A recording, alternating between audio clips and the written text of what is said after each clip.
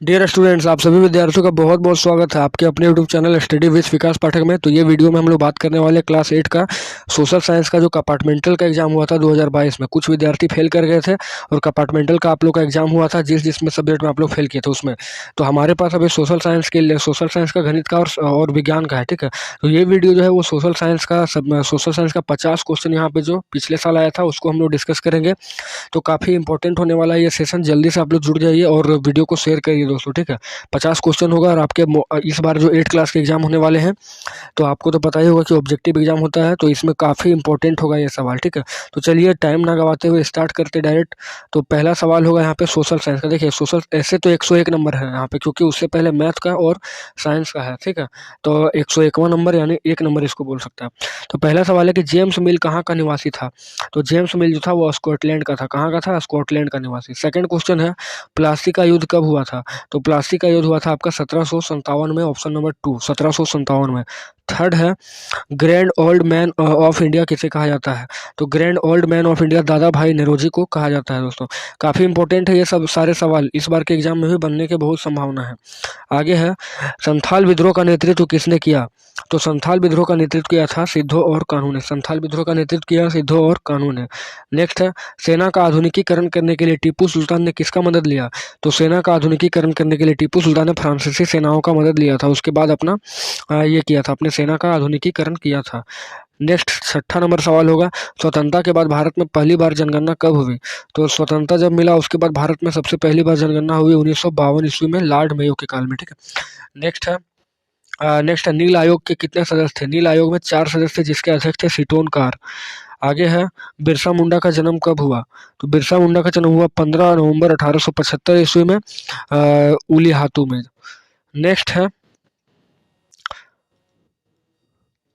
Next 109 number यानी कि 9वां number सवाल होगा कि सरकारी दस्तावेजों की नकल और तैयार करने का कार्य कौन करता था। तो सरकारी दस्तावेज जो होता था उसका नकल कार्य करने का कार्य करता था सुलेखनविश या खुशनविश, ठीक है, वो उसको लिखने का काम करता था। नेक्स्ट है भारत में ब्रिटिश साम्राज्य के विस्तार के लिए विलय या हड़प नीति किसने बनाई। तो विलय या हड़प नीति लॉर्ड डलहौजी ने बनाई और सतारा, संबलपुर ये सबको अपने अधिग्रहण में कर लिया, अवध को, ठीक है, ये सबको अपने अधिग्रहण में कर लिया। नेक्स्ट सवाल है महालवाड़ी व्यवस्था की रूपरेखा किसने तैयार की। तो महालवाड़ी व्यवस्था की रूपरेखा होल्ट मैकेंजी ने तैयार की थी, होल्ट मैकेंजी ने।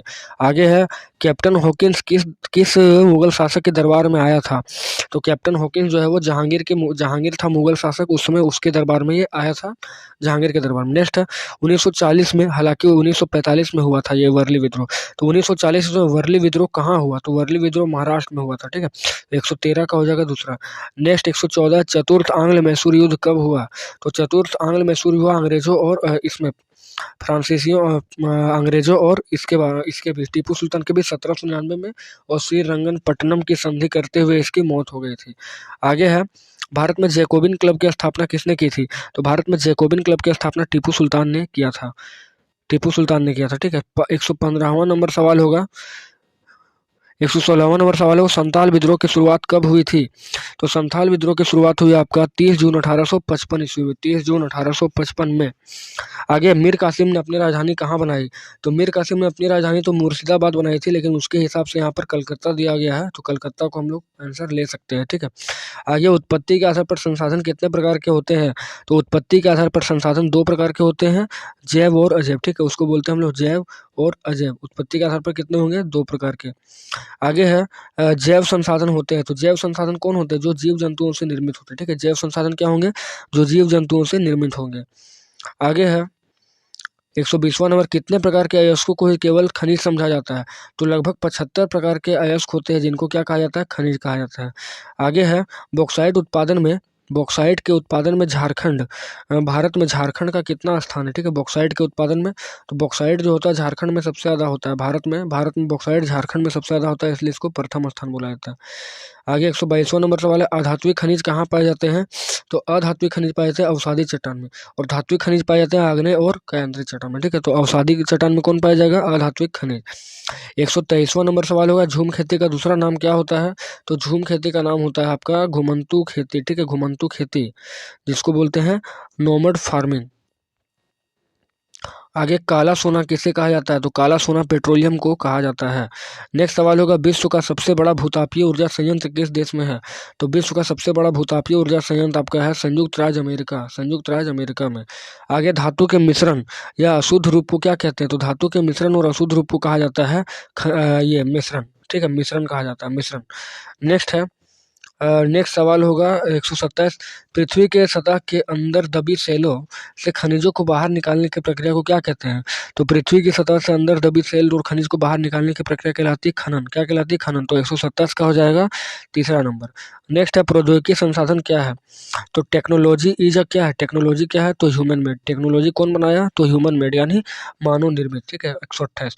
129वां होगा कि चूना पत्थर का उत्खनन झारखंड के किन जिलों में ज्यादा होता है? तो चूना पत्थर का उत्खनन जो होता है वो गुमला और लोहरदगा में बहुत ज्यादा होता है। नेक्स्ट है 130, अनवीकरणीय संसाधन कौन होते हैं?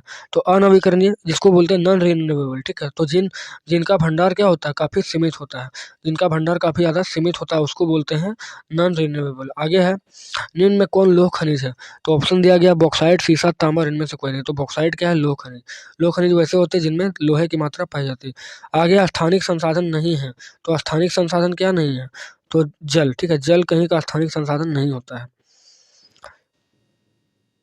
आगे है, झारखंड में तांबे का खनन कहाँ होता है? तो झारखंड में तांबे का खनन होता है सिंहभूम जिले में घाटशिला से, ठीक है, घाटशिला से होता है तांबे का उत्खनन। आगे है, पश्चिम बंगाल में रानीगंज, पश्चिम बंगाल में रानीगंज जो है वो किस चीज़ के लिए प्रसिद्ध है? तो पश्चिम बंगाल में रानीगंज जो है वो कोयला के लिए प्रसिद्ध है, कोल माइंस एरिया। नेक्स्ट है, भारत में आदिवासियों की आबादी कितनी परसेंटेज है? तो अब तो ये डेटा थोड़ा बदल गया है, लेकिन ये क्वेश्चन थोड़ा पुराना था, ठीक है। तो भारत में इसके हिसाब से आदिवासी का कितना परसेंटेज है? 8%, 135 नंबर का। 136वां नंबर है, राजेंद्र सच्चर समिति किनसे संबंधित है? तो राजेंद्र सच्चर समिति मुसलमानों से रिलेटेड है, मुसलमानों से। आगे, शिक्षा का अधिकार विधेयक को कब मंजूरी दिया गया? तो शिक्षा का अधिकार विधेयक को मंजूरी दिया गया है 1 अप्रैल 2010 ईस्वी में, 1 अप्रैल 2010 ईस्वी में। आगे, मौलिक कर्तव्य कितने हैं? तो मौलिक कर्तव्य टोटल है 11। 139वां नंबर सवाल होगा, निम्न में किसे मौलिक अधिकार से हटा दिया गया है?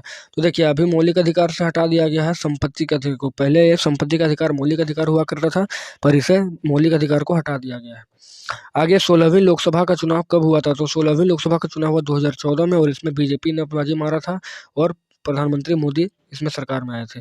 आगे, 141वां, किस अनुच्छेद में भाषण और अभिव्यक्ति की स्वतंत्रता है? भाषण और अभिव्यक्ति मतलब संविधान में हमें अधिकार दिया गया है कि हम भाषण दे सकते हैं और अभिव्यक्ति यानी कुछ भी बोल सकते हैं किसी के बारे में या तो सरकार के बारे में। तो अनुच्छेद 19 में मिलेगा, ठीक है, अनुच्छेद 19 में।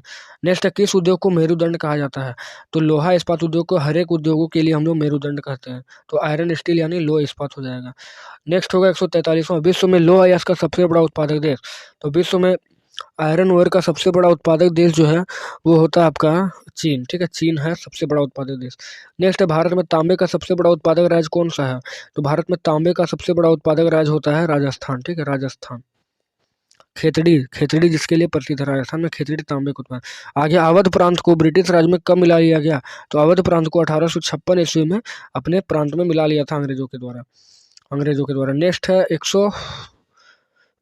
146 नंबर के, बिरसा मुंडा के माता का नाम क्या था? तो बिरसा मुंडा के माता का नाम था करमी मुंडा, बिरसा मुंडा की माँ का नाम था करमी मुंडा। आगे, किस राष्ट्रपति का जन्मदिन शिक्षक के दिवस के रूप में मनाया जाता है?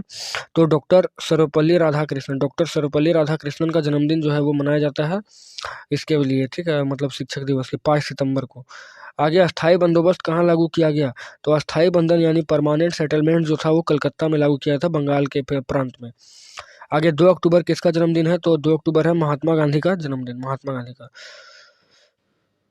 नेक्स्ट क्वेश्चन है, भारत में सर्वोच्च पद कौन सा है? तो भारत में सर्वोच्च पद राष्ट्रपति का होता है, प्रेसिडेंट का।